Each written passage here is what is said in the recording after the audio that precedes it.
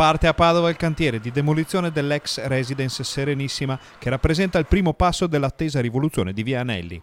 I lavori proseguiranno per 3 mesi, durante i quali saranno abbattute le 6 palazzine del complesso, che per molti anni è stato l'epicentro del degrado, tanto percepito quanto effettivo, della città. Ci siamo, è iniziato il conto alla rovescia per le 6 palazzine che furono simbolo del degrado non solo del quartiere Stanga ma anche della città di Padova intera. Via Anelli, quando era popolata, passò alle cronache nazionali. Noi in quest'anno e mezzo abbiamo corso e abbiamo centrato l'obiettivo di acquistare i 190 appartamenti che erano rimasti di proprietà privata, ciascuno di proprietari diversi, quindi un'operazione molto complicata ma che abbiamo centrato rispettando anche gli impegni e le tempistiche che abbiamo assunto con il demanio dello Stato. Questo passaggio è molto importante perché la demolizione rientra in un accordo fra Comune e demanio che cambierà volto a 2 luoghi simbolo della città. La demolizione di Via Anelli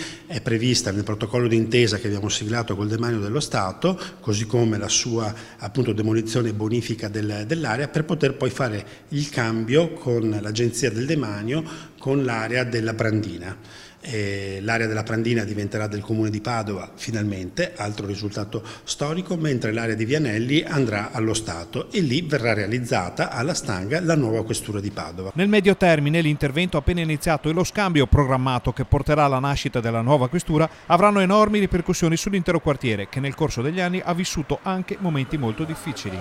Potremmo anche pensare di organizzare lo sviluppo nuovo di un quartiere, la Stanga, che per anni ha vissuto il problema della svalutazione del degrado di quello spazio, invece come uno sviluppo che porterà un nuovo invece rivalutazione di quell'area con nuovi servizi e anche nuove attività.